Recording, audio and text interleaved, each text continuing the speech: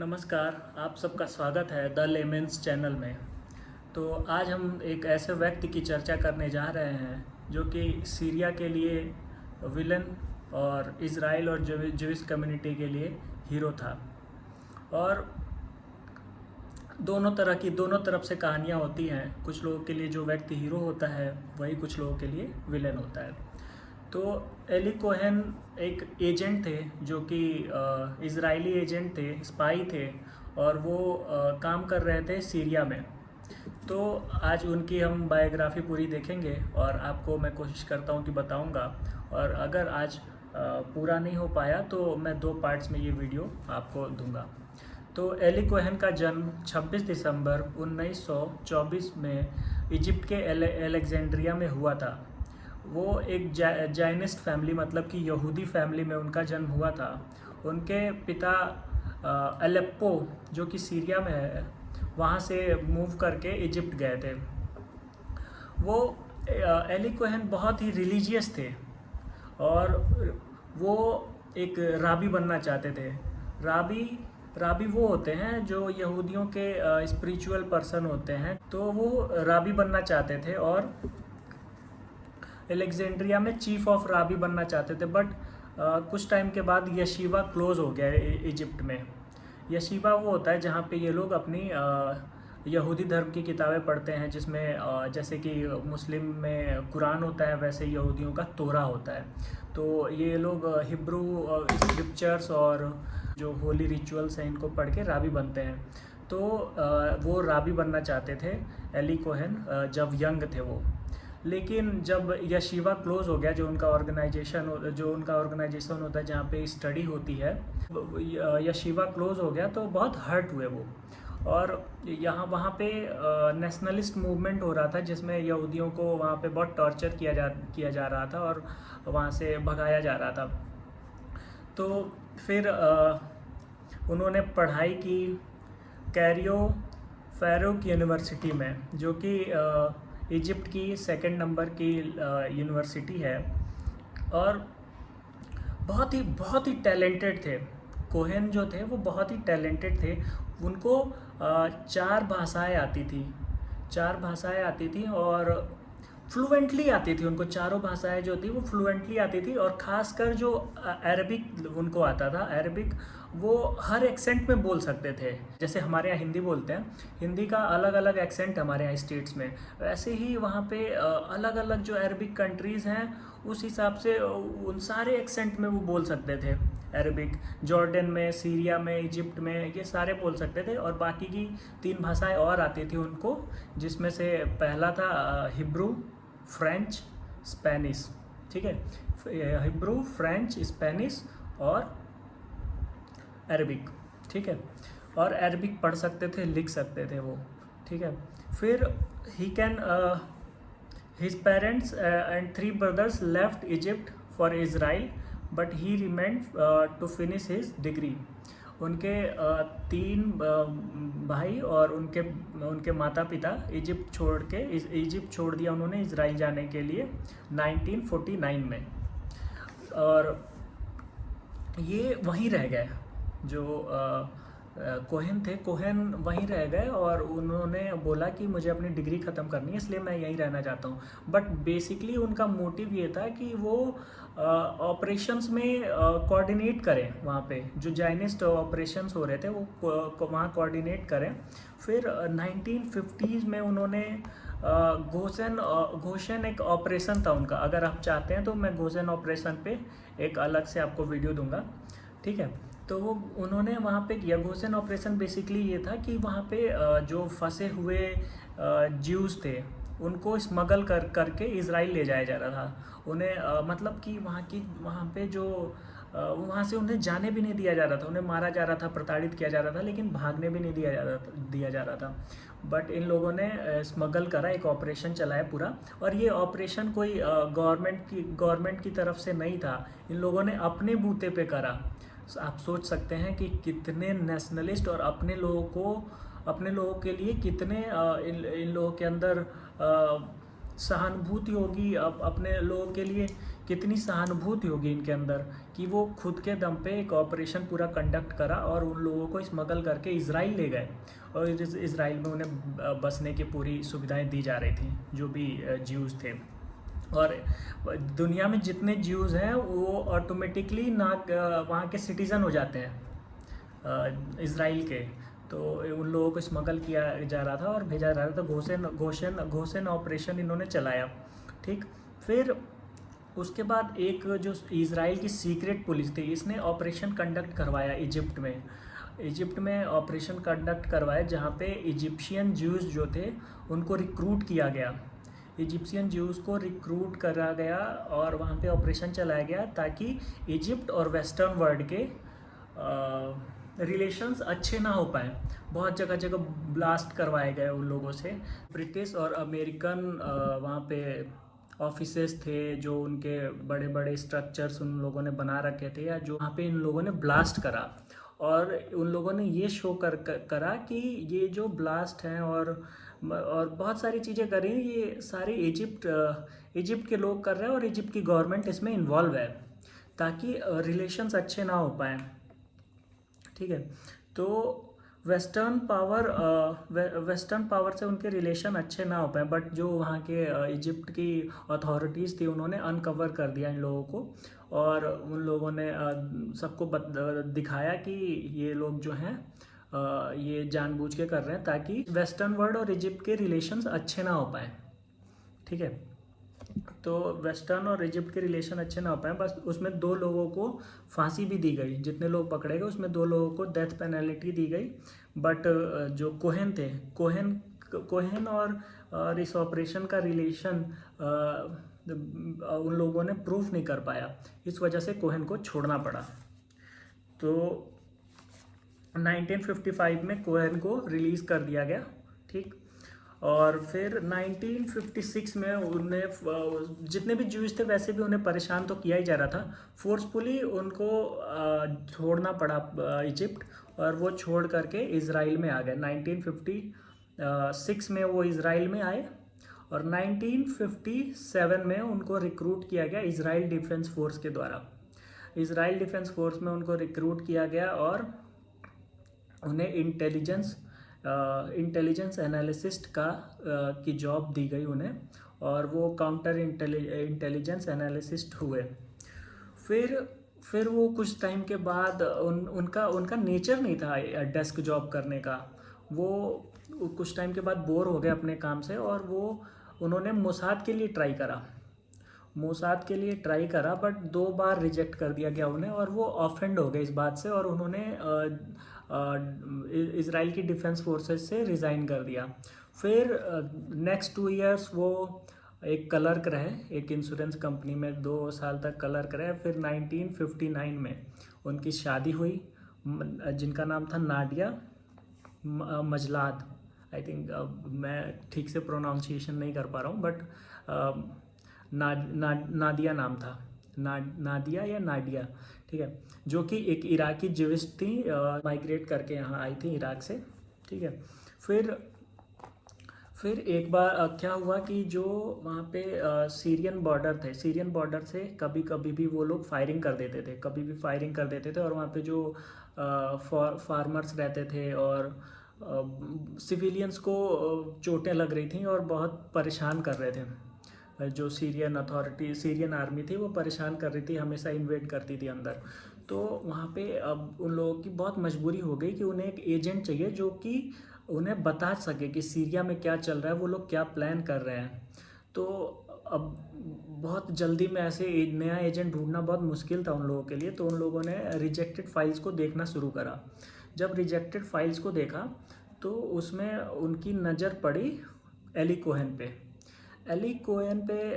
की फाइल पे नज़र पड़ी। तो एली कोहेन बेस्ट थे हर चीज़ में, हर क्वालिटीज़ उनके अंदर थी, सारी क्वालिटीज़ उनके अंदर थी, ठीक है, सारी क्वालिटीज़ उनके अंदर थी जो एक एजेंट में होनी चाहिए। बस एक चीज़ उनके अंदर गड़बड़ था, जो कि था उनके अंदर ईगो बहुत था, और ओवर कॉन्फिडेंट थे वो अपने आप को मतलब बहुत क्या तुर्रम खा मानते थे, ठीक है। वो अपने आप को एक एज ए हीरो प्रिटेंड करते थे लोगों में, सबको मतलब पता चलता था कि ये आदमी कुछ ऐसा है, ठीक है, प्रिटेंड करते थे। इस वजह से उन्हें रिजेक्ट किया करा गया था 2 बार।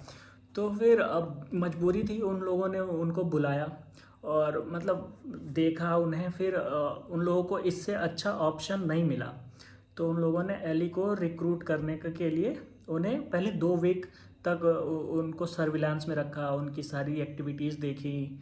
और फिर पहले तो 2 वीक तक देखी उनकी एक्टिविटीज़। फिर उसके बाद एली को एक दिन बुलाया जाता है और कहा जाता है कि आपको हम मोसाद में रिक्रूट करना चाहते हैं। एली पूछते भी हैं कि अब क्या हो गया, आप क्यों करना चाहते हैं आप रिक्रूट, मुझे 2 बार रिजेक्ट भी करा आप लोगों ने। उन लोगों ने बोला कि सरकमस्टेंसेस चेंज हो चुके हैं, आपको आपको रिक्रूट करना चाहते हैं हम, तो ठीक है, तो आपको ट्रेनिंग लेनी होगी 6 महीने की। फिर उनको रिक्रूट करा गया। फिर उनकी 6 महीने की ट्रेनिंग हुई मोसाद ट्रेनिंग स्कूल में।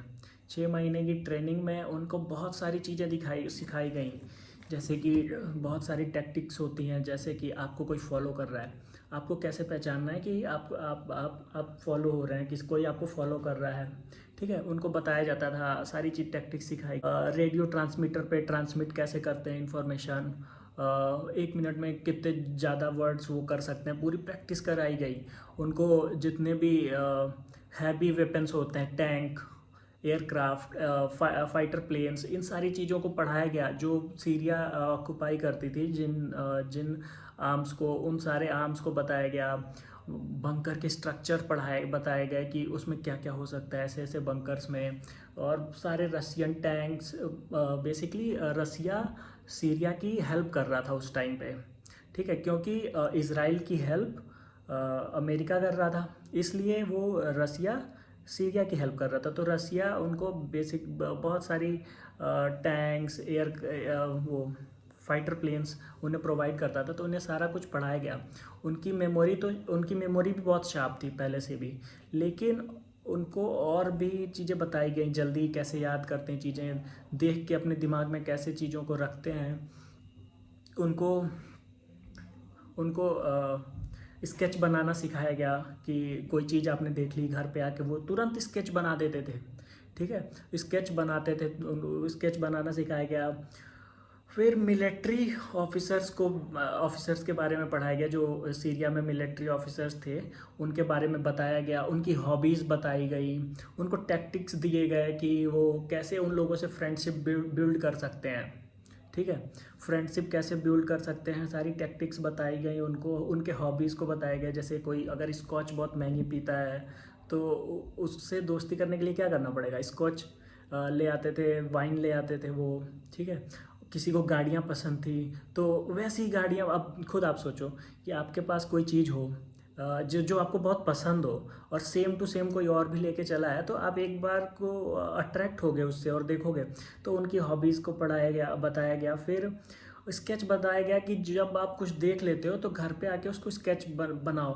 फिर वो स्केच बना के छोटे छोटे, जैसे कि उन्होंने एक एक्सपोर्ट और इंपोर्ट कंपनी खोला वहाँ जाके सीरिया में, और एक्सपोर्ट और इंपोर्ट कंपनी खोला, और उसमें जो प्रोडक्ट वो एक्सपोर्ट करते थे ना, उसमें वहाँ के सीरिया के न्यूज़पेपर्स और जो स्केच थे या कुछ कॉन्फिडेंशियल फोटोग्राफ्स थे, उनको हाइड करके उन प्रोडक्ट्स में, और वो अर्जेंटीना भेजते थे। फिर आगे मैं बताऊंगा, अर्जेंटीना से फिर वो इज़राइल जाते थे, ठीक। तो ये सारी चीज़ें उनको बहुत बहुत बारीकी से पढ़ाई गई उनको, उनके नाम, मिलिट्री ऑफिसर्स के हॉबीज़, फ्रेंडशिप करने की टेक्निक्स, सारा कुछ पढ़ाया गया।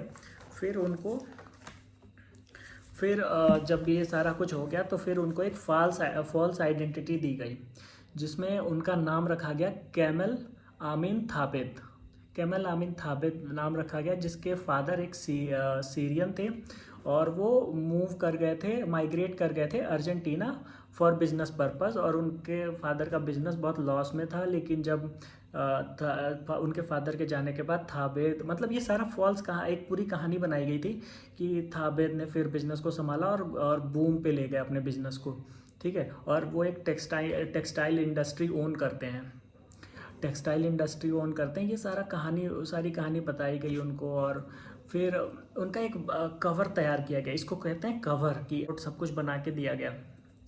फिर 1961 में वो अपने कवर को इस्टेब्लिश करने के लिए वो पहुंचते हैं अर्जेंटीना के कैपिटल में पहुंचते हैं, और उसके बाद वो वहाँ पे रहना शुरू करते हैं 1961 में। और वहाँ पे अरब कम्युनिटी बहुत आती जाती रहती हैं, और रहती भी हैं बहुत सारी अरब कम्युनिटी वहाँ पे। और जो सीरियन मिलिट्री इंटेलिजेंस के ऑफिसर्स थे और मिलिट्री ऑफिसर्स थे, वो सारे वहाँ पे जाते आते रहते थे हमेशा। तो वो वहाँ पे अरब कम्युनिटीज़ में बहुत घुलते मिलते हैं, उनके साथ रहते हैं, पार्टीज़ में इन्वॉल्व होते हैं, और फिर जब थोड़ी बहुत दोस्ती होने लगती है सबसे, तो वो खुद पार्टीज़ भी देते हैं, बड़ी बड़ी पार्टीज़, और उनको ये जताते हैं कि इनके पास बहुत पैसा है, ठीक है। और जो अरब लोग थे, उनको गिफ्ट देते हैं, महंगी महंगी घड़ियाँ, बैग्स, बहुत सारी चीज़ें उन्हें गिफ्ट देते हैं, रिंग्स, और बहुत ह्यूज पार्टी करते थे वो। उसमें शराब पिलाते थे, दबा सबको एकदम पूरा भरपूर। फिर वो प्रोस्टिट्यूट्स भी मतलब वहाँ उन पार्टीज़ में होती थी बहुत सारी ना। तो ये चीज़ें वो करते रहते थे, तो लोग उनको बहुत रईस समझने लगे। फिर एक दिन ऐसी पार्टी में आमीन अल हाफिज, जो कि उस टाइम अटैचे थे जनरल आमीन अल हाफिज, तो इनसे मुलाकात होती है इनकी। फिर मुलाकात होती है, धीरे धीरे ये दोस्ती की शुरुआत करते हैं उनसे, और अच्छे रिलेशंस बन जाते हैं जनरल आमीन अल हाफिज से, ठीक है। फिर दोस्ती बन जाती है। फिर जब सब कुछ कवर हो जाता है, सबको पता लग जाता है कि ये अर्जेंटीना में रहते थे, तो ये एक साल में ये सारा इस्टेब्लिश करते हैं 1961 में। और 1962 में सीरिया के डेमेस्कस में चले जाते हैं, ठीक। वहाँ जब जाते हैं तो इनकी दोस्ती होती है अल हाफिज से। और वहाँ पे जो बात पार्टी थी, बात ऐसे मतलब प्रोनाउंसिएशन उसका, ठीक है, तो वो उस टाइम पे इलीगल थी। बट जनरल आमीन अल हाफिज और बाकी के वहाँ के जो लीडर्स थे, वहाँ पे एक काउप करते हैं, जिसमें एक बड़ा रोल प्ले करते हैं हमारे एली कोहेन, बड़ा रोल वो भी प्ले करते हैं। और फिर इन लोगों से अल हाफिज को लेके उन लोगों तख्ता पलट कर देते हैं, काउप मतलब तख्ता पलट कर देते हैं जब, तो जो जनरल आमीन अल हाफिज ये बन जाते हैं सीरिया के प्रेसिडेंट। और जब सीरिया के प्रेसिडेंट बन जाते हैं, तो एली उनके बहुत क्लोज रहते हैं। जब एली उनके क्लोज होते हैं और वो प्रेसिडेंट बन जाते हैं, तो एक टाइम ऐसा आता है कि आमीन कहते हैं कि इसको डिफेंस मिनिस्टर बना दो हमारे यहाँ का। और लेकिन कुछ टाइम तक ऐसे ही चलता रहता है। फिर और ये भी कहते हैं कि मेरे बाद कौन सक्सीड करेगा इस प्रेसिडेंट की पोस्ट पे। तो वहाँ पे उनका नाम होता है कैमल। तो कैमल मतलब कि एली, तो कैमल को यहाँ का प्रेसिडेंट बना देंगे हम बाद में। इतनी तक बातें हो जाती वहाँ। फिर कैमल वहाँ पे भी पार्टियाँ करते हैं, बहुत पार्टियाँ करते हैं वहाँ पे, शराब पिलाते हैं सबको, और वहाँ पे प्रोस्टिट्यूट्स आती हैं, हनी ट्रैप भी करते हैं बहुत लोगों को, और प्रोस्टिट्यूट भी आती हैं। तो वहाँ पे जब सब शराब पी लेते थे, तो अपनी बड़ाई करने के लिए सब वहाँ पे जो मिलिट्री ऑफिसर्स थे, वो अपने प्लान बोल देते हैं। और जो कैमल मतलब कि एली होते हैं, एली प्रिटेंड करते हैं कि मैं नशे में हूँ, और उनको प्रोवोक करते हैं कि वो अपनी चीज़ें बताएं। उनका इन्वेट कर रहा है, आप क्या कर रहे हो, आप तो बेकार हो। फिर उनको बुरा लगता है, तो वो भी अपने प्लान्स बताते हैं कि हम ये कर रहे हैं, हमने इतने तोप मंगाए, इतने सारे फाइटर प्लेन्स मंगाए। वो बोलते हैं मैं नहीं मानता। ऐसी चीज़ें होती हैं। फिर एक दिन क्या होता है कि जो गोलान हाइट्स से जॉर्डन रिवर जा रही होती है इज़राइल, तो इन लोगों इज़राइल जा रही होती है। तो ये जब ऐसी बातें करते हैं कि मैं नहीं मानता, यहाँ पे सीरियन कुछ नहीं कर रहे हैं, और ये बहुत बेइज्जती की बात है। तो फिर एक टाइम पे उनको बोलते हैं कि आप चलो, मैं आपको दिखाता हूँ हमने क्या करा है।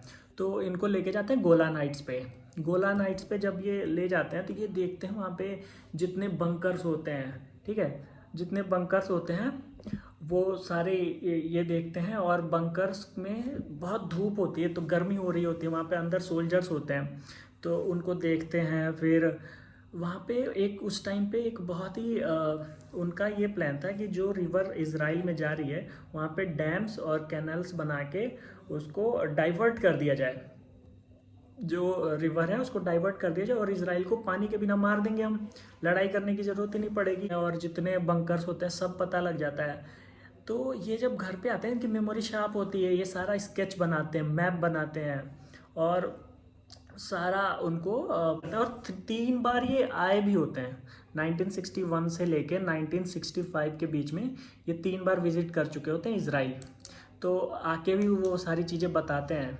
1964 में लास्ट टाइम वो जब आए थे तो वो सारी चीज़ें उन्होंने बताई थी कि इसराइल वहाँ सीरिया में कहाँ कहाँ डैम्स बन रहे हैं रिवर को डाइवर्ट करने के लिए, कहाँ कहाँ पे बंकर्स हैं इनके जहाँ पे आर्म्स एंड एमुनिशंस रखे हुए हैं। तो इन्होंने ना एक प्लान बनाते हैं और ये बोलते हैं कि जो हमारे सोल्जर्स हैं, मतलब सीरिया में बोलते हैं कि जो हमारे सोल्जर्स हैं इनको बहुत परेशानी होती है क्योंकि बंकर्स में बहुत गर्मी हो रही है होती है, तो उनको बहुत परेशानी होती है। तो वो कहते हैं कि यहाँ पे बंकर्स के ऊपर पेड़ लगाओ ताकि इन्हें गर्मी कम हो।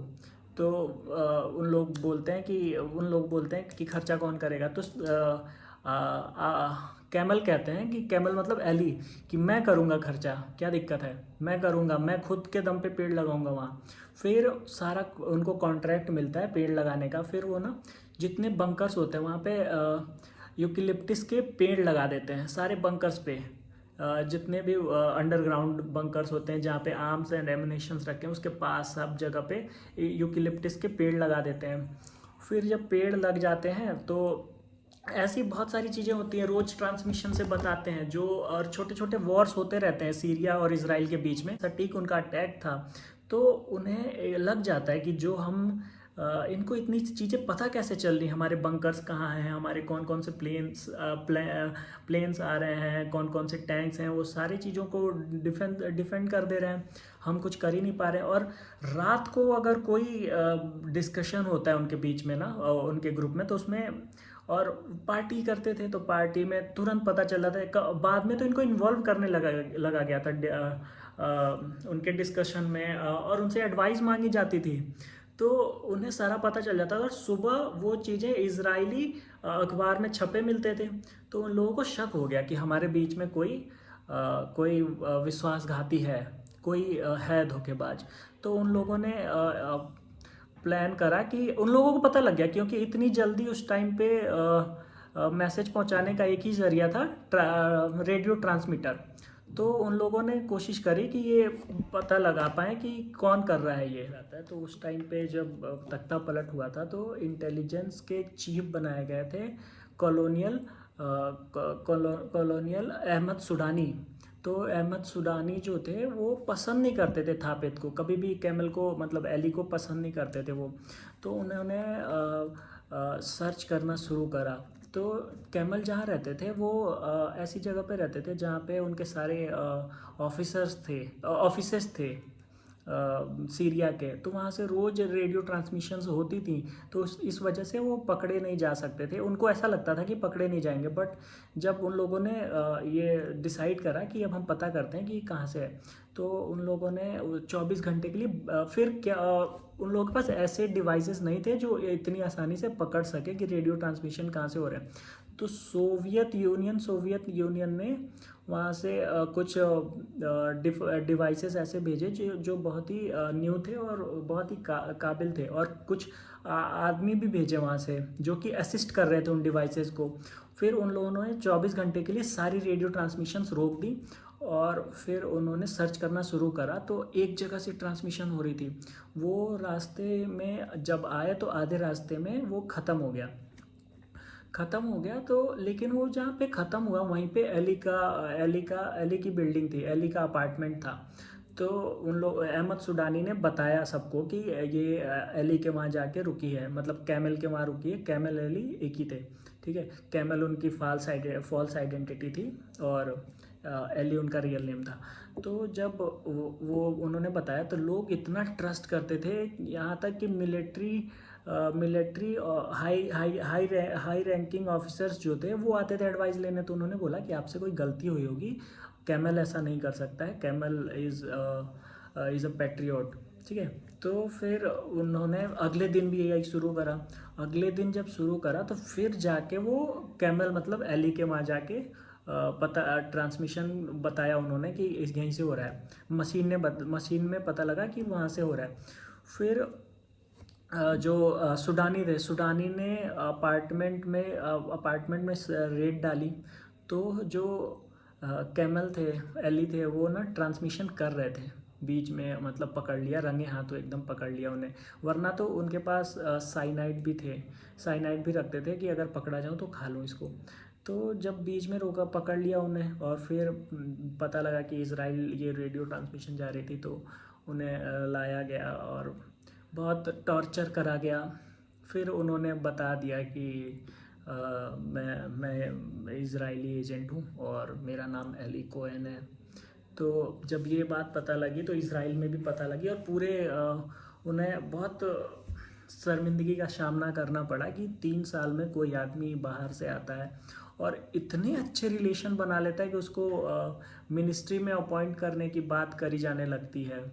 आप सोच सकते हैं यहाँ सारे जीवन लगा के कोई एक एमएलए नहीं हो पाता, सारा जीवन लगा के नहीं हो पाता, और कोई सिर्फ 3 साल में इतना ऊपर गया वो। हाँ, बेसिकली ये बात सच है कि सपोर्ट था वहाँ पे इज़राइल का, लेकिन इतना ऊपर जाता है कि उसे मिनिस्टर बनाने की बात की जाती है, वो भी मिनिस्टर ऑफ डिफेंस। अगर मिनिस्टर ऑफ डिफेंस बन गया होते एली, मतलब कि कैमल थाबेत, कैमल और एली एक ही हैं, तो वो पता नहीं शायद नक्शा ही चेंज कर देते या सीरिया को इज़राइल बना देते वो। तो ये चीज़ें थी उस टाइम पे। जब पता लगा तो उन्हें बहुत, अब उनकी वजह से बहुत सारे सोल्जर्स मरे होंगे ना, उन्होंने सारे बंकर्स बताए। तो जब अटैक करा होगा तो सारे मरे होंगे। उनका जो मेन प्रोजेक्ट चल रहा था जिसमें डैम्स बनाए थे रिवर को डाइवर्ट करने के लिए, वो पूरा बम गिरा के उस पर ब्लास्ट कर दिया गया, तोड़ दिया गया। तो ये बहुत उनको भी बुरा लगा, उन लोगों ने बहुत टॉर्चर करा। फिर एली को एक जो वहाँ की मिलिट्री कोर्ट होती है वहाँ पे सज़ा सुनाई गई और डेथ सेंटेंस दी गई उनको। डेथ सेंटेंस दी गई तो एली से लास्ट विश जब पूछी गई तो उन्होंने एक लेटर लिखना चाहा अपनी वाइफ को, और बुलाया, राबी को बुलाया। राबी जो होते हैं उनके स्पिरिचुअल पर्सन होते हैं, तो चीफ ऑफ राबी जो थे सीरिया के, उनको बुलाया गया और उनके सामने उन्होंने लेटर लिखा। तो लेटर में उन्होंने लिखा कि I am begging you my dear Nadia not to spend your time in weeping about something already past, concentrate on yourself, looking forward for a better future। उन्होंने लिखा नाडिया को कि अपना टाइम मत वेस्ट करो रोने में, जो कि कोई चीज़ हो चुकी। जब 1964 में वो घर आए थे तो उन्होंने बोला था कि अब मैं नहीं जाना चाहता हूँ सीरिया, मुझे डर लग रहा है ताकि मैं पकड़ा ना जाऊँ, और बहुत फेमस हो गया हूँ मैं, तो अब मैं जाना नहीं चाहता सीरिया, और मैं चाहता हूँ कि अब ये ऑपरेशन यहीं रोक दिया जाए। बट जो मोसाद था, मोसाद ने उनसे रिक्वेस्ट करी, उनको मनाया कि लास्ट टाइम आप चले जाओ और इसके बाद नहीं भेजेंगे हम आपको, आप आ जाओगे। तो उन्होंने नाडिया से वादा भी करा, नाडिया से, कि अब मैं नहीं जाऊँगा, इसके बाद जब मैं आऊँगा तो अब मैं नहीं जाऊँगा। अब जबकि उन्होंने घर पे बोल रखा था कि मैं यूरोप में काम करता हूँ, कुछ परचेज़ करता हूँ इसराइल के लिए वेपन, ठीक है। तो उन्होंने बताया था कि रिस्क वाली जॉब नहीं है, लेकिन उन्होंने बोला था कि अब मैं नहीं जाऊँगा। तो 1964 में गए और वो कभी लौट के फिर आए नहीं, और वहाँ से लेटर लिखा कि नादिया तुम अपने फ्यूचर पे कंसंट्रेट करो और जो हो चुका है उसको भूल जाओ।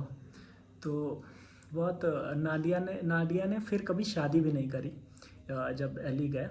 फिर जब उनको डेथ सेंटेंस दी गई तो जो वहाँ पे इज़राइल की प्राइम मिनिस्टर गोल्डा मीर इज़राइल की प्राइम मिनिस्टर थी, और उन्होंने धमकी भी दी कि अगर एली को फांसी दी गई तो इसके कॉन्सिक्वेंसेस के लिए सीरिया तैयार रहे। बट सीरियन नहीं माने। फिर फ्रेंच, रशियन और अमेरिकन, हर एम्बेसी में गए, हर एम्बेसी में रिक्वेस्ट करी कि रोका जाए इनको, हर देश में जाके बोला। कनाडा में भी उन्होंने रिक्वेस्ट करी कि वो मीडिएट करें ताकि एली को छोड़ दिया जाए, लेकिन सीरियन नहीं माने। फिर उन्होंने ऑफ़र भी करा सीरिया को कि जो हमारे पास अत्याधुनिक कृषि यंत्र हैं वो हम आपको देंगे अगर आप एली को छोड़ देंगे, अपने अपने नए टेक्नोलॉजीज़ आपसे शेयर करेंगे अगर आप एली को छोड़ देंगे। बट किसी चीज़ पे भी सीरियन तैयार नहीं थे और उन्हें 24 जनवरी 1965 को उनको पकड़ा गया। उसके बाद 15 मई 1965 को उन्होंने लास्ट लेटर लिखा अपनी वाइफ नाडिया को, और उसके बाद 18 मई 1965 को उनको मार्जे स्क्वायर दमास्कस में बीच सड़क पे उन्हें फांसी दे दी गई। बीच सड़क पे जब फांसी दी गई तो उनके पूरे बदन में अखबार वो बड़ा सा पोस्टर लगा दिया था और उस पर उनका पूरा जुर्म लिखा था कि इन्होंने ये एक स्पाई हैं इजरायली और ये जासूस थे और इनको ये सज़ा दी जा रही है और जो भी इस तरह का काम हमारे देश में करेगा उसके लिए यही सज़ा है। बहुत लोगों ने उनके मुंह पे थूका और करीबन 6 घंटे के लिए उनकी बॉडी को डिस्प्ले किया गया बीच चौराहे पे, और उस टाइम पे बहुत मतलब ब्रूटल तरीके से उनको ये किया गया। ये उनकी फ़ोटो है, ठीक है, ये उनकी फ़ोटोज़ है जब उनको मारा क्यूट करा गया तो उन्हें ऐसे पोस्टर उनकी बॉडी पे पूरे लगाए गए थे और फिर उन्हें फांसी दी गई थी बीच सड़क पे, ठीक है। ऐसे उस टाइम पे बहुत ब्रूटली मतलब एग्जीक्यूट करा गया उनको। फिर जब नहीं माना, एग्जीक्यूशन हो गया उनका, तो उनकी वाइफ नाडिया ने ये बोला कि जो उनके रिमेन्स हैं उनकी बॉडी हमें वापस कर दी जाए, बट सीरियन गवर्नमेंट ने बॉडी देने से मना कर दिया और उनके जो कुछ भी बचे थे, और उन्होंने ये करा कि 3 बार उनको दफनाया, 3 बार और अलग अलग जगहों पे दफनाया ताकि कोई ऐसा मोसाद ऑपरेशन चला करके और सीरिया से उनकी बॉडी ले ना जा पाए, ठीक है। इतने मतलब क्रूएल हो गए थे वो लोग, उनकी बॉडी नहीं दे रही, मैं कुछ भी उनका मिला नहीं। फिर इजराइल लौट के कुछ नहीं गया, वो वहीं मरे वहीं दफना दिए गए। और अभी पता चला है कि उनकी घड़ी कहीं पे ऑक्शन की जा रही थी, तो मोसाद ने फिर उसको मतलब ख़रीद लिया या जैसे भी अरेंज करके, और वो इजराइल ले आए और उन्होंने गिफ्ट करा नादिया को कि ये एली की वो रिस्ट वॉच है। और फिर कुछ टाइम मोसाद के ऑफिस में डिस्प्ले की गई है वो घड़ी और वैसी लगा के छोड़ दी गई है उनकी याद में।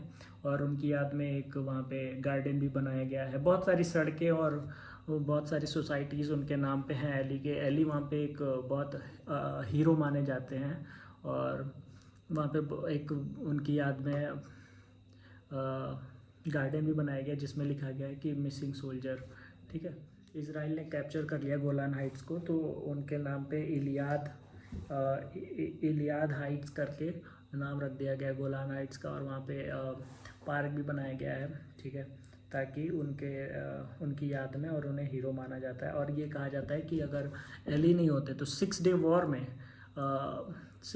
में केवल 2 दिनों में ही इजराइल ने कैप्चर कर लिया था गोलान हाइट्स को। और ये माना जाता है क्योंकि जो यूकेलिप्टस के पेड़ थे वहाँ पे, वो सीधा बताते थे कि यहाँ पे बंकर है, और वहीं पे वो ब्लास्ट करते थे, बॉम्ब्स ड्रॉप करते थे, मिसाइल्स वहीं सब मारते थे। और बिल्कुल अब जब पता होगा कि कहाँ कहाँ बंकर्स हैं, उन लोगों ने सारे बंकर्स उड़ा दिए और सिर्फ 2 दिन में कब्जा कर लिया था गोलान हाइट्स में। अब गोलान हाइट्स पार्ट है इजराइल का, और इजराइल कहता है कि ये एली के वजह से ही हमें मिला हुआ है।